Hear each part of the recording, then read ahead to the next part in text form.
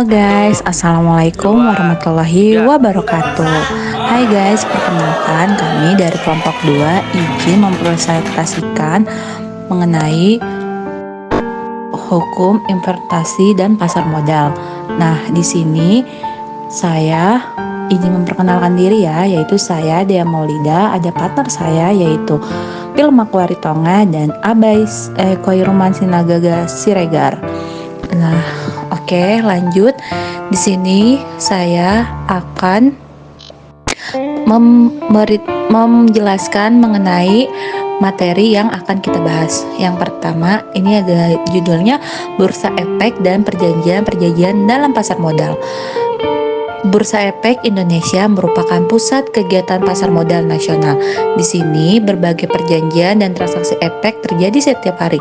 Perkembangan teknologi dan regulasi terus mengubah dinamika pasar modal Indonesia. Terus ada transaksi dalam pasar pertama dan sekunder. Yang pertama, pasar perdana. Perusahaan menerbitkan saham baru melalui IPO. Investor membeli langsung dari penerbit. Yang kedua, pasar sekunder. Investor menjual belikan saham yang sudah beredar. Harga ditentukan oleh permintaan dan penawaran. Yang ketiga, perbedaan utama. Pasar perdana menawarkan harga tetap. Pasar sekunder memiliki harga fluktuatif.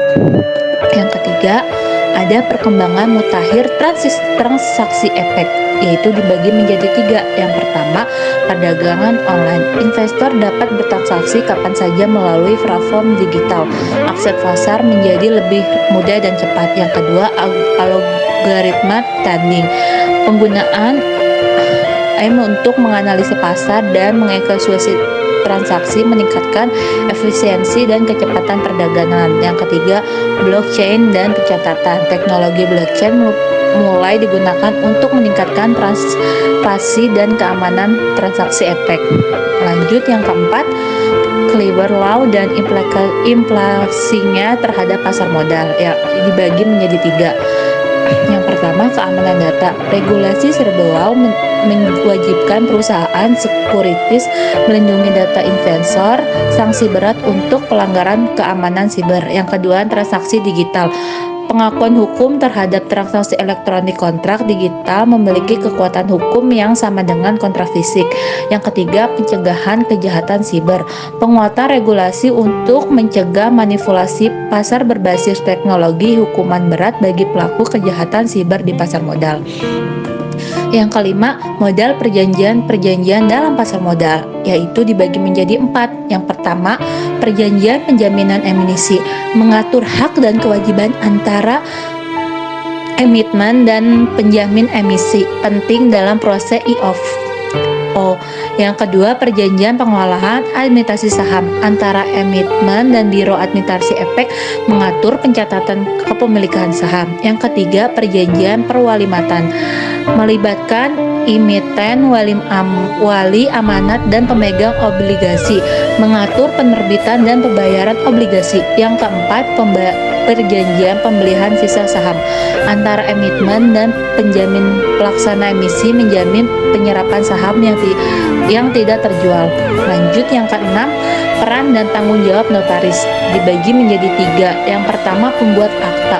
Notaris membuat akta otentik terkait pendirian perseroan dan penerbitan efek, memastikan legasi dokumen pasar modal. Yang kedua, verifikasi dokumen, memeriksa keabsahan dokumen pendukung, memastikan kepatuhan terhadap peraturan pasar modal yang berlaku. Yang ketiga, penyimpanan dokumen, menyimpan salinan akta dan dokumen penting, menjaga kerahasiaan klien sesuai kode etik. Lagi yang di sini ada jenis-jenis perjanjian dan pasar modal, yaitu perjanjian penjaminan emisi antara admin dan penjamin emisi. Yang kedua, perjanjian pengelolaan administrasi saham antara emiten dan Biro Administrasi Efek. Yang ketiga, perjanjian perwaliamatan antara emiten, wali amat, dan pemegang obligasi. Yang keempat, perjanjian pembelian sisa saham antara emiten dan penjamin pelaksanaan emisi. Yang lanjut, kepatuhan terhadap regulasi dan etika profesi. Yang pertama yaitu regulasi OJK, mematuhi peraturan otoritas jasa keuangan, sanksi tegas bagi pelanggar aturan pasar modal. Yang kedua, kode etik profesi, menjunjung tinggi etika profesi, menghindari konflik kepentingan dan transaksi pasar modal. Yang ketiga, pelindungan investor, menjamin transparansi informasi, melindungi hak-hak investor sesuai regulasi yang berlaku. Manfaat dan resiko perjanjian-perjanjian di pasar modal. Ada manfaatnya, ada 3, yaitu kepastian hukum dalam transaksi, perlindungan hak para pihak. Yang ketiga, standarisasi prosedur pasar modal. Nah, di sini juga ada resikonya, yaitu potensi sengketa hukum, kedua biaya legal yang tinggi, kompleksitas dalam interpretasi klausul. Lanjut. Kesimpulan dan rekomendasi. Di sini ada ketiga kesimpulannya. Jadi, 1, pentingnya pemahaman hukum. Pelaku pasar modal harus memahami aspek hukum transaksi, konsultasi dengan ahli hukum sangat disarankan. Yang kedua, adaptasi teknologi. Pasar modal harus mengadopsi teknologi terkini. Keamanan siber harus menjadi prioritas utama. Yang ketiga, peningkatan literasi, edukasi investor tentang hak dan kewajiban mereka. Program literasi pasar modal perlu ditingkatkan. Nah, cukup sekian presentasi dari kelompok kami. Kurang lebihnya mohon maaf. Assalamualaikum warahmatullahi wabarakatuh.